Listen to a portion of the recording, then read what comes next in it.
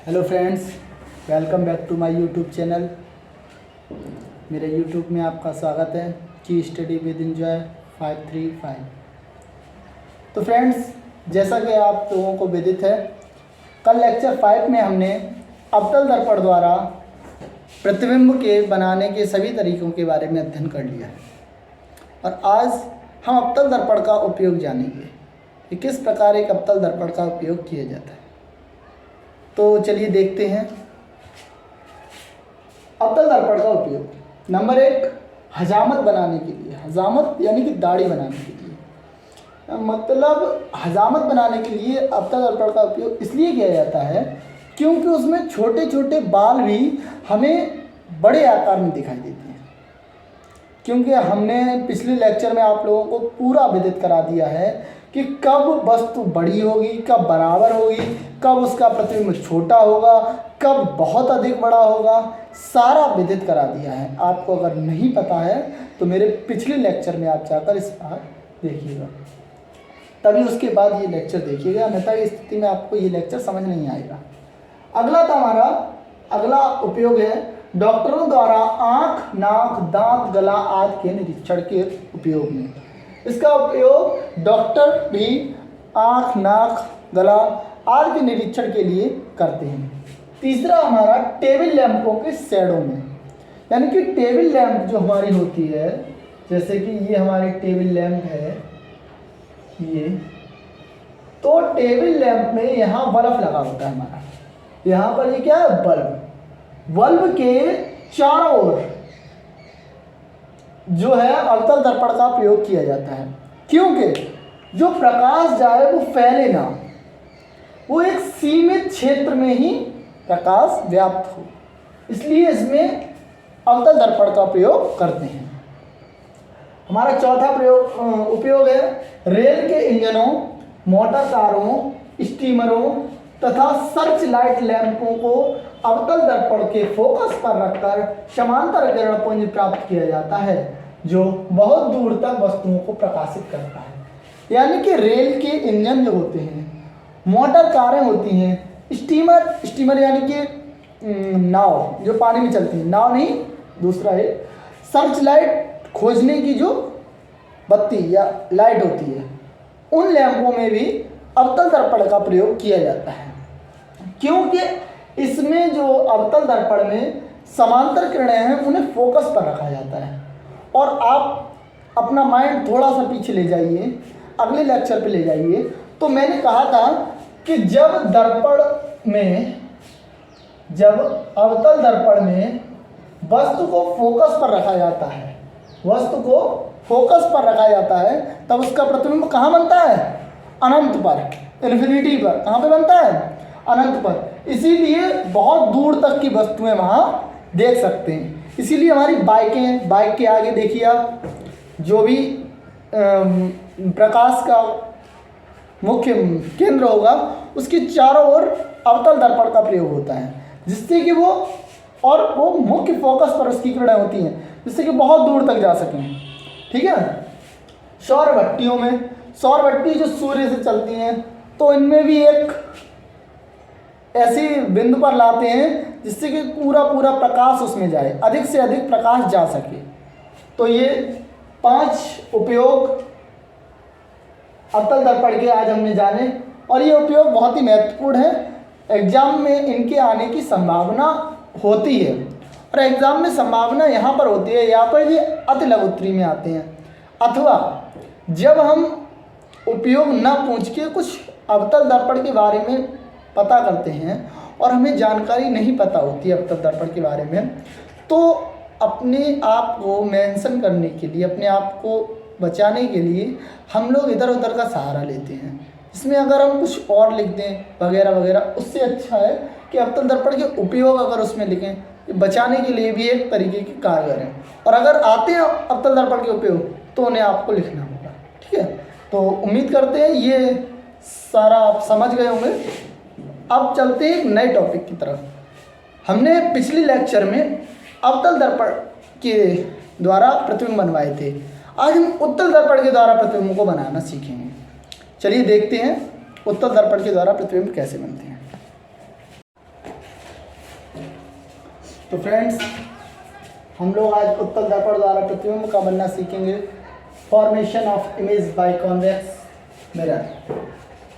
तो जैसा कि हमने पिछली वीडियो में आप लोगों को बताया था कि अवतल दर्पण द्वारा प्रतिबिंब 6 प्रकार से बन सकता है। अब मैं उसकी चर्चा बार बार नहीं करूंगा। अब हम देखेंगे उत्तल दर्पण द्वारा प्रतिबिंब कितने प्रकार से बन सकता है। उत्तल द्वारा दर्पण प्रतिबिंब केवल 2 प्रकार से बनता है। पहला, अनंत पर रखी हुई वस्तु, जब वस्तु अनंत पर रखी हुई, और दूसरा, जब वस्तु ध्रुव और अनंत के बीच में रखी हो, के बीच में कहीं भी रखी हो, चाहे वो वक्रता केंद्र पर रखी हो, चाहे वो फोकस पर रखी हो, चाहे वक्रता केंद्र और फोकस के मध्य रखी हो, चाहे वक्रता केंद्र और अनंत के मध्य रखी हो, चाहे ध्रुव और फोकस के मध्य रखी हो, कहीं भी रखी हो वस्तु, उसके लिए केवल एक ही है इसमें, ठीक है। और अनंत पर होगा तो उसके लिए केवल 2 प्रकार से हम प्रतिबिंब उत्तल दर्पण में बनाते हैं। तो आइए देखते हैं किस प्रकार से बनाएंगे। पहला देखते हैं अनंत से बनाएंगे। तो उत्तल दर्पण में हम लोगों को जानकारी होनी चाहिए कि उत्तल दर्पण में उठे हुए तल परावर्तक तल का कार्य करता है। कौन सा कार्य करता है? उठा हुआ तल परावर्तक तल का कार्य करता है। और दबे हुए तल पर पॉलिश होती है। पॉलिश किसकी होती है? पॉलिश होती है चांदी अथवा पारे की, पहले उसके पानी से, और लेड ऑक्साइड की उस पर पॉलिश की जाती है, ठीक है। ये मैं पहले ही आप लोगों को बता चुका है, मेरे पहले लेक्चर में आप जाके देखिए। यहां पर हमारा मुख्य अक्ष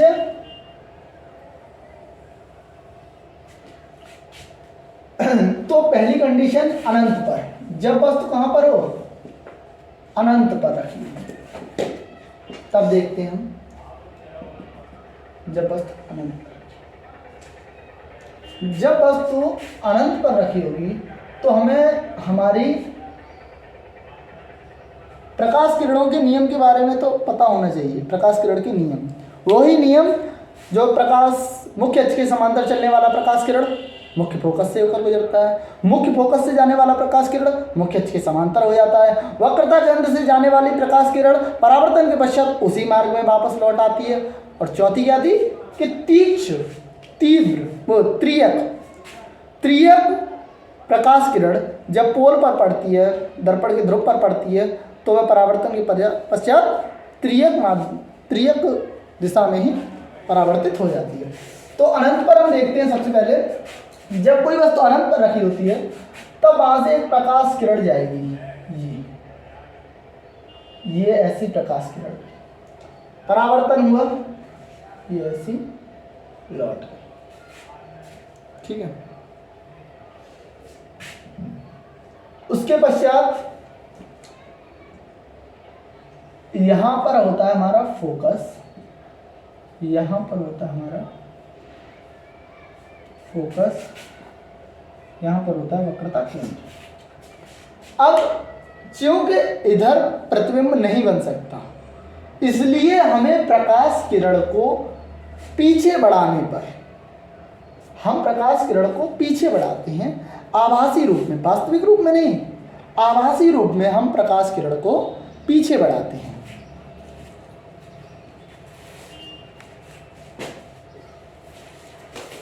तो हम प्रकाश किरण को जब पीछे बढ़ाते हैं तो ये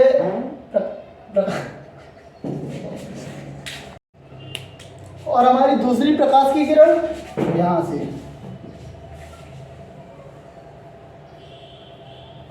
मुख्य अक्ष के समांतर होकर परावर्तित होगी, ठीक है। क्योंकि हमने बताया था प्रकाश किरण का ये है कि वह मुख्य फोकस से होकर गुजरती है, तो इसे पीछे बढ़ाने पर ये मुख्य फोकस पे ही मिलेगी, और जहां 2 किरणों का अध्यारोपण होता है वहीं प्रतिबिंब बन जाता है। तो अनंत पर जब हमारा वस्तु रखी होगी, बिंब रखा होगा, तब वहां से प्रतिबिंब जब बनेगा वो कहाँ बनेगा? फोकस पर बनेगा। कहाँ बनेगा? फोकस पर बनेगा। कैसा बनेगा? सीधा बनेगा। और वस्तु से छोटा बनेगा, या कह सकते हैं वस्तु से बहुत छोटा बनेगा, छोटा ही नहीं बहुत छोटा बनेगा। और कैसा, इसकी प्रकृति कैसी होगी, आभासी, वास्तविक नहीं होगा, ये आभासी प्रतिबिंब बनेगा। ठीक है, यहाँ पर आभासी प्रतिबिंब बनेगा। तो ये कंडीशन थी हमारी जब वस्तु अनंत पर होती है। अब सेकंड कंडीशन देखते हैं, जब वस्तु हमारी अनंत और ये हमारा ध्रुव है पी, इसके मध्य में होती है, जब अनंत और ध्रुव के बीच में कहीं पर भी होती है। तो देखते हैं अगला पॉइंट, इसको हम रविश कर देते हैं।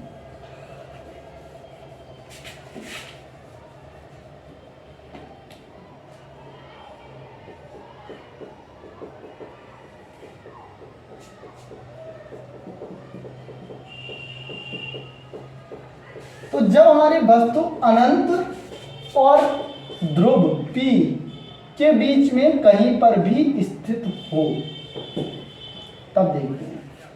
मान लीजिए यहां स्थित, तब इसमें पहली वाली प्रकाश का नियम लगेगा, किरण का नियम लगेगा कि मुख्य अक्ष के समांतर चलने वाली प्रकाश की किरण परावर्तन के पश्चात मुख्य फोकस से होकर गुजरती है। अब गुजरेगी नहीं, दिखाई जाएगी कि ये मुख्य फोकस से गुजर रही है। ठीक है, इस प्रकार से हम दिखाई जाएंगे। उसके बाद हमारा तीसरा नियम लगेगा, कौन सा था, वक्रता केंद्र वाला। जब कोई प्रकाश की किरण वक्रता केंद्र से गुजरती है तो वह परावर्तन के पश्चात उसी मार्ग में या वक्रता केंद्र से ही होकर परावर्तित होती है। तो जब यह वस्तु अब वक्रता केंद्र से जाएगी, ऐसे ये गई, यहीं से परावर्तित होगी। अब यहां पर आगे कैसा होगा, डॉट डॉट डॉट, और ये यहां। अब हमारा प्रतिबिंब जो है वो फोकस और ध्रुव के बीच में बनेगा, फोकस और ध्रुव के बीच में बनेगा, फोकस पर नहीं। अब बनेगा फोकस व ध्रुव के मध्य में, अब फोकस और ध्रुव के मध्य में कहीं भी बन सकता है। क्यों कह रहा हूं मैं कहीं भी बन सकता है, कि अगर हमने वस्तु को यहाँ पर आगे पीछे, क्योंकि उसने एक कंडीशन दी है, केवल एक कंडीशन, कि आप ध्रुव से और अनंत के बीच में कहीं पर भी रखें। ध्रुव और अनंत के बीच में अवतल दर्पण में हमने 5 जगह रखी थी। कहाँ कहाँ रखी थी, ध्रुव के और फोकस के बीच में, फोकस पर, फोकस और वक्रता केंद्र के मध्य में, वक्रता केंद्र पर, वक्रता केंद्र और अनंत के मध्य में 5 जगह रखी थी। और अब केवल एक जगह ऐसी कंडीशन दे रहा है, तो जायज़ सी बात है कि ध्रुव और फोकस के बीच में कहीं पर भी वस्तु का प्रतिबिंब बनना स्वाभाविक है। ठीक है, तो यहाँ पर फोकस और ध्रुव के मध्य में बनेगा, सीधा बनेगा, वस्तु से छोटा बनेगा, ज़्यादा छोटा नहीं पर छोटा बनेगा और आभासी बनेगा। तो केवल ये 2 कंडीशन उत्तल दर्पण द्वारा प्रतिबिंब बनाने की थी, जिन्हें मैं अभी लिख देता हूँ, या हाँ अभी लिख देता हूँ, आप लोग इसका स्क्रीनशॉट ले सकते हैं। तो फ्रेंड्स, यहाँ पर उत्तल दर्पण द्वारा प्रतिबिंब बनाने के दोनों नियम हम यहाँ लिख चुके हैं। पहला नियम, जब वस्तु अनंत पर हो, वस्तु अनंत पर होगी, यहाँ से प्रकाश किरण मुख्य अक्ष के समांतर जाएगी, दर्पण से परावर्तित होगी और फोकस पर इसे पीछे बढ़ाने पर, किरण को पीछे बढ़ाने पर फोकस पर मिलती हुई प्रतीत होगी। ये दोनों जब मिलेंगी तो अध्यारोपण होकर यहाँ पर हमें प्रतिबिंब मिलेगा। ठीक है, तो यहाँ पर प्रतिबिंब हमारा कैसा होगा, आभासी होगा, आकार वस्तु से बहुत छोटा होगा, आकृति सीधी होगी इसकी, और इसकी स्थिति जो होगी वो फोकस F और दर्पण के पीछे होगी। फोकस F पर ये प्रतिबिंब बनेगा और दर्पण के पीछे, परावर्तक तल ये इसके पीछे बनेगा। ठीक है, उसके बाद जब वस्तु ध्रुव व अनंत के मध्य में हो, ये हमारा अनंत है, ये हमारा ध्रुव P है, ये है हमारा ध्रुव P। जब ध्रुव और अनंत के मध्य में होती है, तब वस्तु से पहला नियम प्रकाश किरण तरंग का पहला नियम क्या है कि जब वस्तु प्रकाश मुख्य अक्ष की समांतर चलती है तो परावर्तन के पश्चात इधर चली गई तो इसे पीछे बढ़ाने पर ये F पर मिली। फिर हमारा तीसरा नियम क्या था कि जब प्रकाश की किरण वक्रता केंद्र से होकर गुजरती है तो परावर्तन के पश्चात उसी मार्ग में या वक्रता केंद्र में ही लौट आती है। तो जब ये वक्रता केंद्र के मार्ग पर जा रही है, सेकंड वाली किरण वक्रता केंद्र के मार्ग पर ये गई आपतित किरण और यहीं से परावर्तित किरण, तो ये यहाँ पर लगेगी और यहाँ पर अध्यारोपण होगा। प्रतिबिंब सीधा बनेगा, प्रतिबिंब आभासी बनेगा, आकार वस्तु से छोटा होगा, आकृति इसकी सीधी होगी और प्रतिबिंब की जो स्थिति होगी वो ध्रुव और फोकस के बीच में होगी, ध्रुव और फोकस के बीच में होगी, कहीं पर भी। मैंने बता दिया था क्या कंडीशन थी, और दर्पण के पीछे होगा। तो ये दोनों नियम हमने आज पढ़े और अब हम पढ़ेंगे कि उत्तल दर्पण का उपयोग किस किस जगह पर होता है। हमने देखा कि अवतल दर्पण का उपयोग था कि किरणों को संघनित करना, मिलाना। अवतल दर्पण किरणों को, जैसे ये सारी किरणें थी, इनको हमेशा मिलाता था और ये किरणें क्या कर रहा है, फैला रहा है। अपसारी और अभिसारी, इसी से नाम आएगा। आप थोड़ा देखते जाइए, अपसारी अभिसारी। तो आशा करते हैं आप लोगों ने स्क्रीनशॉट ले लिया होगा। अब इसे रविश करते हैं और इसका उपयोग के बारे में हम चर्चा करते हैं। मैंने बता दिया जहाँ इनका उपयोग हम अपने दैनिक कार्यों में भी देख सकते हैं। कहाँ पर देखेंगे, जहाँ जहाँ पर हमें लगे कि यहाँ से प्रकाश किरणें फैल रही हैं, प्रकाश किरणें फैल रही। यूज ऑफ कॉन्वेक्स लेंस, वो सॉरी कॉन्वेक्स मिरर। तो पहला है हमारा उपयोग कि चौराहे हैं, गलियां हैं, हमारा घर है, घर में जो बल्ब है, बल्ब कितना छोटा होता है, इतना, ऐसा, ये हमारा बल्ब होता है और प्रकाश ऐसा फैलाता है, ऐसा, ठीक है। अब चौराहे पर जो लाइटें लगी होती है, ऐसी झुकी हुई लाइटें, वहां पर प्रकाश कैसे जाता है, बढ़ता हुआ, फैलता हुआ जाता है, अपसरण करता हुआ, अपसारी, फैलाव करता हुआ। तो यहां पर पहले लिखेंगे गलियों व सड़कों की प्रकाश खंभों पर, ये खंभों पर, ठीक है। और दूसरा हमारा क्या होगा, दूसरा होगा हमारा बाइक में। अच्छा, अवतल दर्पण में भी हमने उसका उपयोग बाइक में बताया था और उत्तल दर्पण में भी बाइक में बता रहे हैं। उत्तल दर्पण में बाइक में उपयोग वहाँ होता है और अवतल दर्पण में वहाँ होता है। आप लोगों ने देखा होगा कि जो हमारी बाइक होती है उसके आगे जो शीशा लगा होता है, मतलब जो लाइट लगी होती है, वहाँ पर जो प्रकाश फैलाता है, वो हमारा करता है उत्तल दर्पण का। ऐसे जाता हमारा प्रकाश बहुत सारा सड़कों पर ऐसे गिरता था और उसी लाइट के अंदर एक छोटा सा भी लाइट आपको देखने को मिलता है, कभी कभार मिलता है, सीधा जाता है। मतलब जो बाइक होती है उसके आगे आप लोगों ने जब बाइक चलाई होगी, लाइट ऑन की होगी, तो एक तो लाइट उसके अंदर होती है, एक उस लाइट के भी अंदर लाइट होती है। बाइक के अंदर लाइट होती है, एक लाइट के अंदर लाइट होती है छोटी, जो सीधी जाती है। जैसे लेज़र लाइट होती है, लेज़र लाइट आप लेके आए होंगे कभी। लेज़र लाइटों में दो प्रकार का प्रकाश होता है। एक लेज़र लाइट खोलेंगे पूरी प्रकाशमयी हो जाती है, वो है हमारी उत्तल दर्पण का। और जहाँ पर एक सीधी किरण हो जाती है, थोड़ी सी और पतली हो जाती है, जितनी दूर जाती है, वो है हमारा अवतल दर्पण, ठीक है। तो यहाँ पर हमारा होगा वाहनों या मोटर बाइकों में हेडलाइट के रूप में, तो ये दो उपयोग आपके दर्पण आज समाप्त होता है। मतलब आज इनका उपयोग समाप्त हुआ, उत्तल दर्पण और अवतल दर्पण को। अब कल हम स्पर्श द्वारा हाथों से छू के देखते हैं कि कैसे हम एक उत्तल और अवतल दर्पण को पहचान सकते हैं, जान सकते हैं। तो आज के लेक्चर में हम इतना ही पढ़ेंगे। आशा करते हैं आज की वीडियो आपको समझ में आई होगी, और अगर आपको मेरी वीडियो समझ में आती है और आप इससे कुछ बेनिफिट पाते हैं तो प्लीज़ मेरे चैनल को लाइक भले ही ना कीजिए, पर शेयर और सब्सक्राइब कीजिएगा, क्योंकि आप लोगों के पास मेरी वीडियो बार बार आती रहें और आप लोग इस चैनल से अपना ज्ञान प्राप्त जितना भी लाभ उठा सकते हैं लेते रहें। आज की वीडियो में केवल इतना ही। अगले मिलते हैं अगले टर्न पर, तब तक के लिए नमस्कार।